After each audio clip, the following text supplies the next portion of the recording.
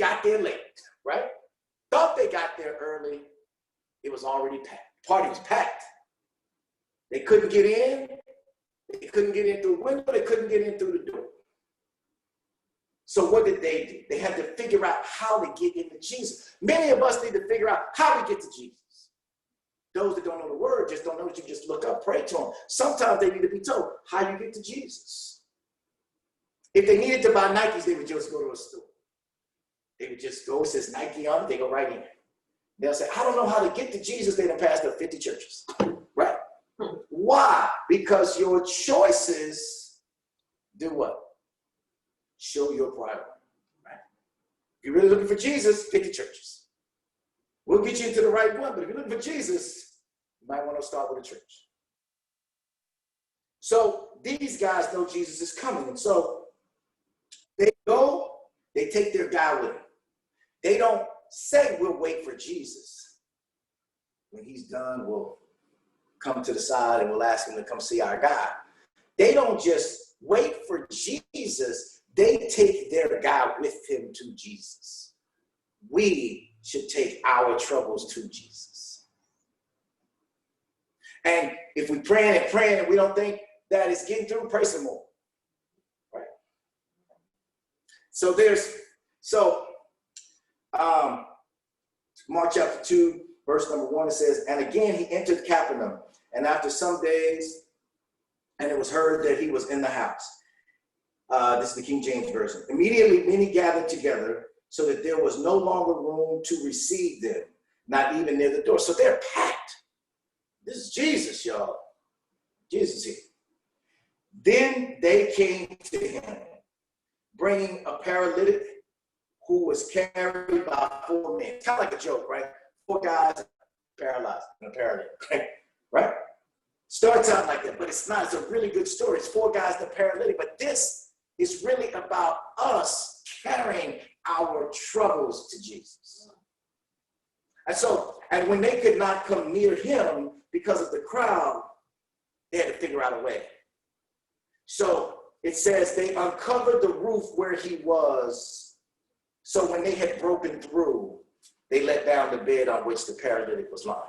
Now, uncovered is not a hatch roof. I know we're thinking of a little hatch roof, some palms on top. No, it was made out of mud and water, I guess, where it was kind of like a back in the 1st century, the way they made their cement was like a muddy thing. So it was a real roof. So it was like a concrete cement.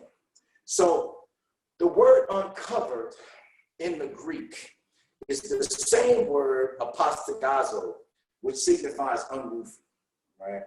But if you look at Galatians 4:15, chapter 4, verse 15, this is just be in your notes. It's the same word usage in the Greek. And in Galatians 4:15, it says, where is then the blessedness ye spake of? For I bear you record that if it had been possible, ye would have plucked out your own eyes and have given them to me. Plucked out, removed is the same terminology of usage here in the uncovering of the roof. So they took out the roof. They plucked it out. They removed it. Why? Because they needed to get to Jesus. And it wasn't some thing that could be done easily. I mean, this was cement. They had to do work, but they did it in time. Why? Because you might not have another shot at Jesus. It's in time for one night. Right? And so, and you got to think about something else. It's Jesus speaking to everybody. He's speaking to everybody, and his attention is on the audience. And yet these people are breaking into the room. And where now is his attention? On the breaking in of the room. Ceilings falling in. What's happening? And he's noticing that these 4 guys are now letting down this man on his rug. They're letting him down, and Jesus is looking at them, not the paralytic. It says, when Jesus saw their faith, he said to the paralytic son, it says again, when he saw their faith. Why?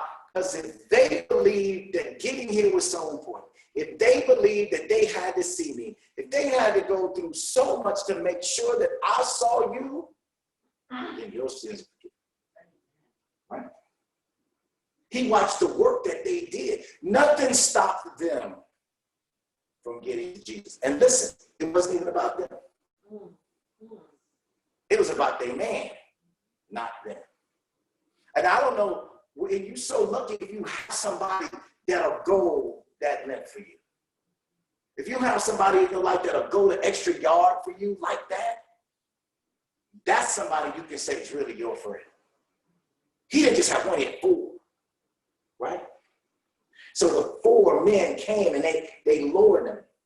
And so some of the scribes were sitting there and reasoning in their hearts, why does this man speak blasphemies like this? Only the Lord can forgive, only God can forgive.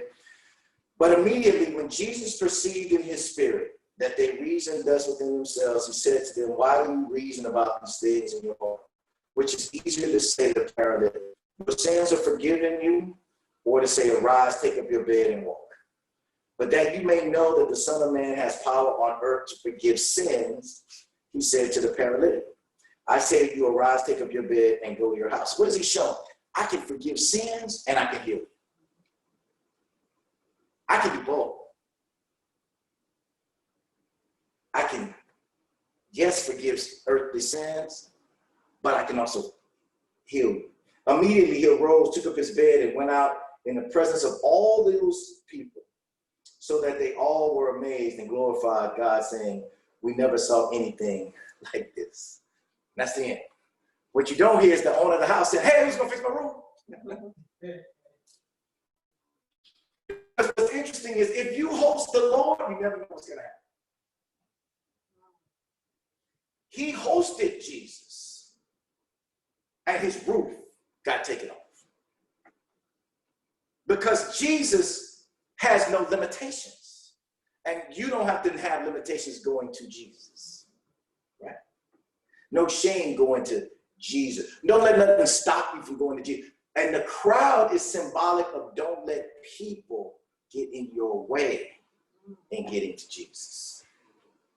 Now, when I was writing this sermon, some of y'all might be younger than me, but I couldn't get this Parliament song out of my head, right?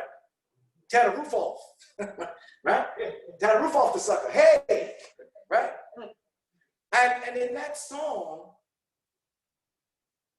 all they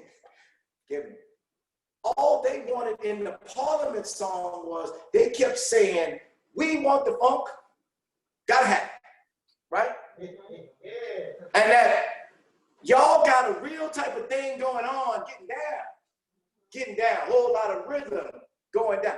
It was getting down in the house, they wanted to tear the roof. We need to tear the roof off like that for Jesus. You got to want it so bad. You got to look inside and say, what's going on there is so amazing. I want that.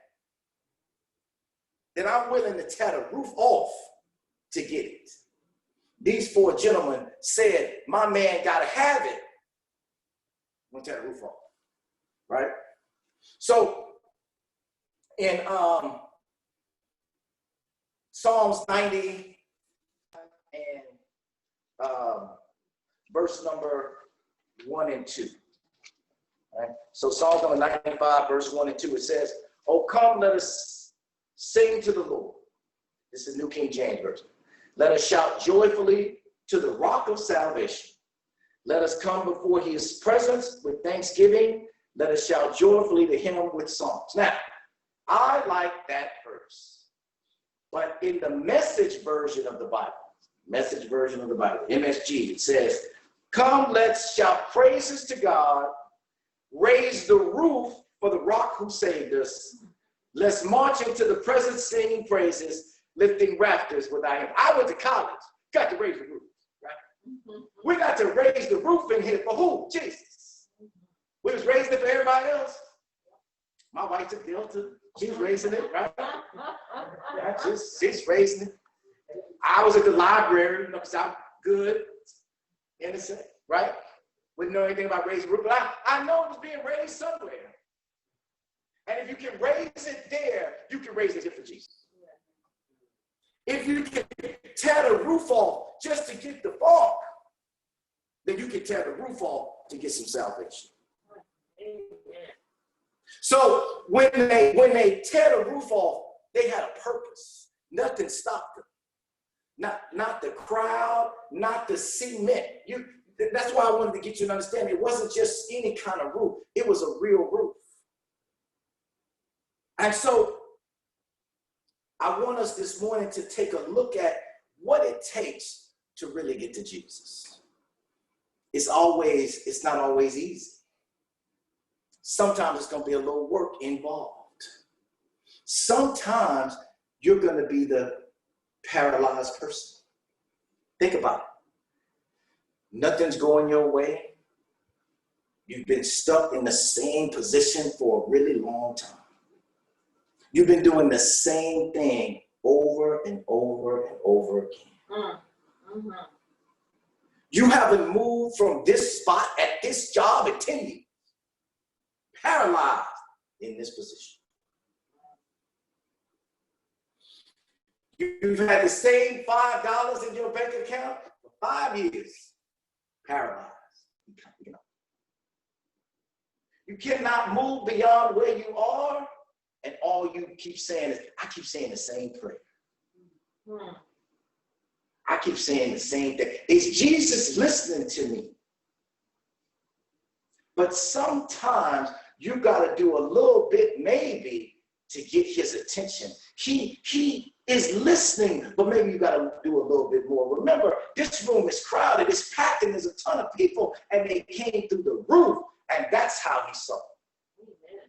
They did the unusual. They did something so outlandish. They did what? They tore the roof off the sun, right? But in doing so, what did they do? They got their purpose met. They came so he could walk. When they left, they were walking together. 4 walking, carrying 1 guy, 5 left walking.